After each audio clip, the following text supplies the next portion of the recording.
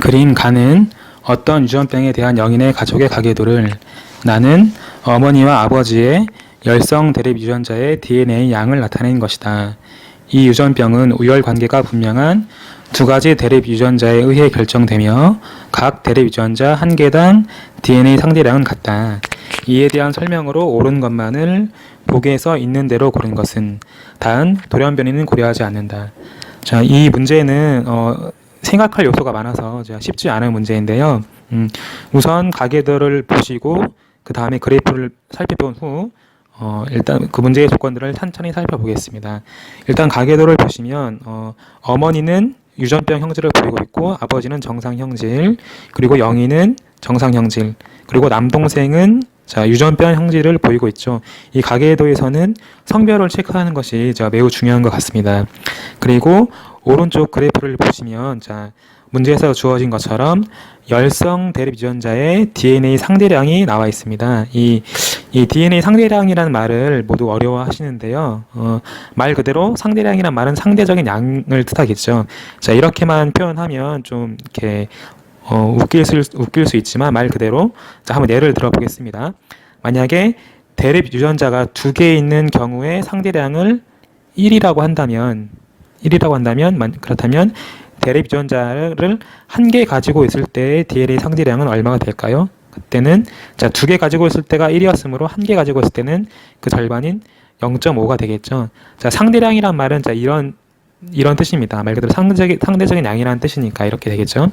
그러면 이 그래프를 보시면 어머니는 열성 대립 유전자의 DNA 상대량이 1이고 아버지는 얼마일까요? 아버지는 지금 0임을 알 수 있습니다. 이 0이라는 말은 무슨 뜻일까요? 아버지는 열성인 대립 유전자가 없다는 뜻이 되겠죠. 즉 아버지는 우성인 대립 유전자만 가지고 있는 경우가 될 것입니다. 근데 아버지의 형질이 뭐였죠? 가계도에서 아버지의 형질은 정상 형질이었죠.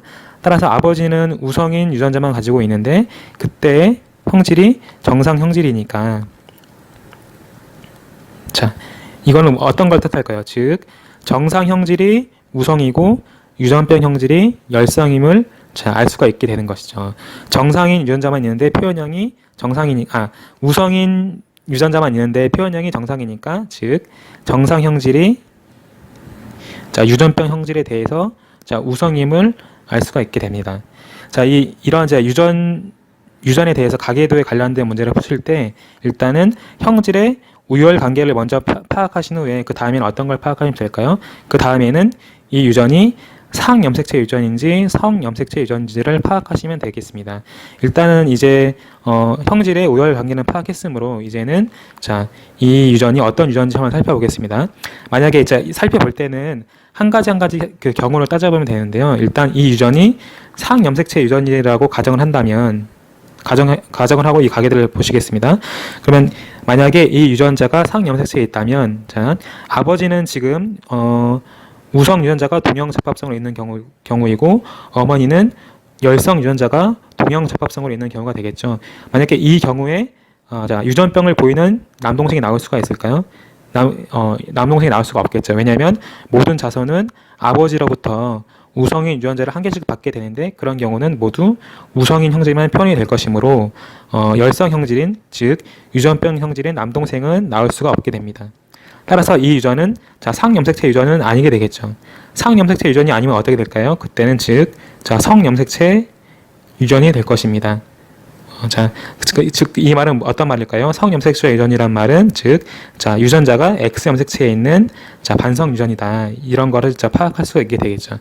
그러면 이제 유전 형질의 우열 관계도 파악했고 이것이 성염색체인 것도 파악했기 때문에 이 문제는 모든 조건을 저희가 알 수가 있게 되겠죠. 그러면 이 가족 구성원의 유전자형을 살펴보겠습니다. X염색체에 유전병 유전자가 있는 경우를 X 프라임 그리고 X염색체에 정상 유전자가 있는 경우를 그냥 X라고 한다면 이 가족 구성원의 유전자형은 어떻게 될까요? 가족 구성원 유전자형은 열성 형질인 어머니는 순종해야 되므로 X 프라임이 되겠죠. 유전자형이. 그리고 정상 형질인 아버지는 열성인 대립 유전자가 없으므로 그냥 XY가 될 것입니다. 그리고 영희는 자, 어머니와 아버지로부터 각각 x 염색체를 한 개씩 받음으로 영의 유전자는 x 프라임 x. 자, 이렇게 되면은 어떻게 될까요? 자, 표현형은 정상이면서 열성인 드랩 유전자는 한 개를 가지고 있는 보인자가 될 것입니다. 자, 이 가계도를 모두 만족하죠. 그리고 남동생의 경우는 어머니로부터 x 염색체를 받음으로 남동생은 x 프라임 자, y가 됩니다. 자, 이렇게 되면 유전병을 나타내게 되겠죠. 자, 이렇게 문제의 모든 조건을 우리가 파악하게 됐습니다. 자, 그러면 이제 보기를 보시겠습니다. 기억, 유전병은 정상에 대해 열성이다. 자, 맞는 설명이죠. 자, 아버지는 열성인 드랩 유전자가 없으므로, 즉 우성인 드랩 유전자만 가지고 있는데 이때 아버지의 표현형이 정성이므로, 자, 유전병이 열성 형질, 정상이 우성 형질이 됩니다. 기억은 맞는 설명입니다.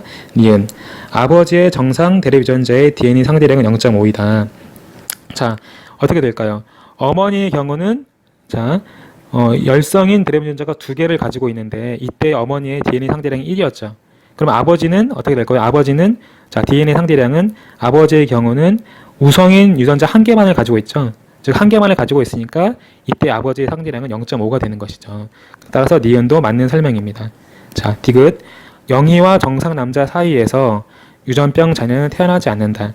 자, 우리는 영희의 유전자형을 알고 있으므로 자, 모든 가능한 경우를 따질 수 있습니다. 자, 영희의 경우는 유전자형이 x 프라임 x, 그리고 정상 남자를 xy라고 한다면, 자, 가능한 자손의 경우는 어떻게 될까요?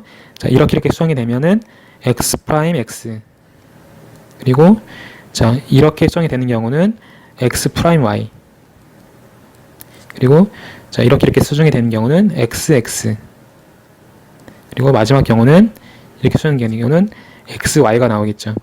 자, 이 가능한 경우는 총 이렇게 4가지 가능한 경우가 나오는데 이때 자, 이 경우는 유전병 남자애가 태어나게 됩니다. 즉 4분의 1의 확률로 자, 유전병 자손이 나오게 되는 것이죠. 따라서 디귿은 틀린 설명입니다. 그래서 보기 중에서 맞는 것은 기억과 니은이 될 것이므로 답은 자, 4번이 되겠습니다.